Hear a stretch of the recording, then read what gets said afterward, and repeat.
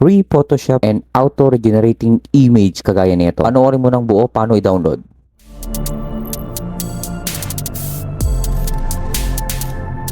First of all, pupunta ka lang sa browser and search itong The Creative Cloud All Apps Plan. Huwag kang mag-alala kasi itong free trial at Photoshop at isa itong babang free trial iisa rin. Kailangan mag-sign in ka pa rin para direkta na. So kung magsa-sign in ka, pwedeng Gmail o kaya mag-create ka. Sa akin kasi is Facebook. Kung Facebook ka lang pero kailangan mo rin mag-provide ng email kasi doon isesend nila ang code. Parang sa cellphone rin na OTP. Loading na kapatid. So ganito ang magiging resulta niya. Wait mo lang at pupunta agad sa The Create Cloud.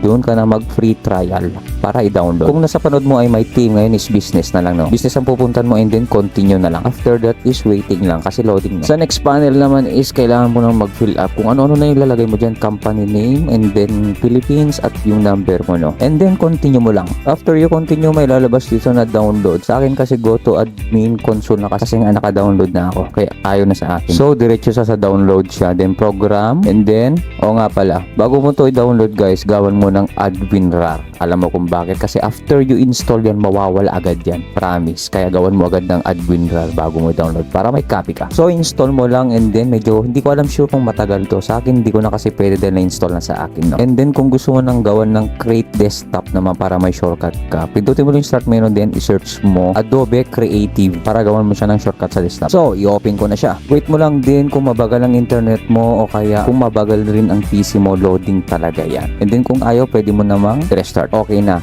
Take note, etong apps kasi ito lang ang pwedeng i-download yung mga application na kailangan mo. Hindi lang yon. After you open mo tong Create Adobe, magsasign in ka pa sa browser. Pero huwag kang mag-alala, nag-auto-browse siya na magsasign in ka dun sa Chrome. Kung ano yung sinign in mo kanina. So, balik tayo. Ang pupuntahan mo lang ay sa gilid at apps. Sunod, beta apps and i-install ang Photoshop beta. Sa akin na kasi guys, na-install na. Kaya open na lang.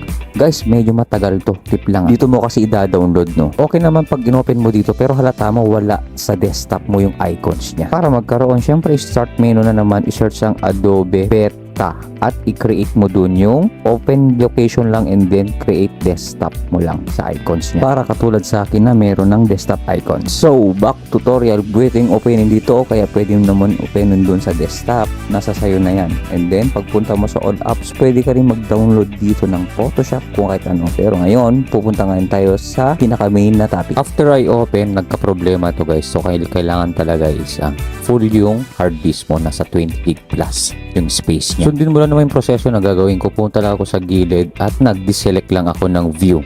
Ngayon, mag-auto-generate na lang agad yan. Ang kailangan is may internet ka. Yun, nakikita mo naman auto-generate. Depende na lang kung i-search mo. Katulad sa akin, sunset yung pinili ko. So, loading siya para i-view niya at i-select kung ano yung generate niya. Pakihintay na lang yung resulta. At ayun na nga, napakaganda. Di naman siya masyadong halata. No? Di naman lang yun, may pagpipilian ka pa. Kung i-base mo sa original, ang laki ng agwat talaga. No? Siyempre, example na rin ako ng iba katulad nito, welcome apari. Ito yung original niya, i-base mo sa na-generate ko, whether snow kasi yung napili ko. Kaya, nag-generate automatic talaga siya. Masyadong okay. Kaya itong isa na lang yung pinili ko. Kaya hanggang dun lang, sana makatulong at sana makapag-subscribe kayo.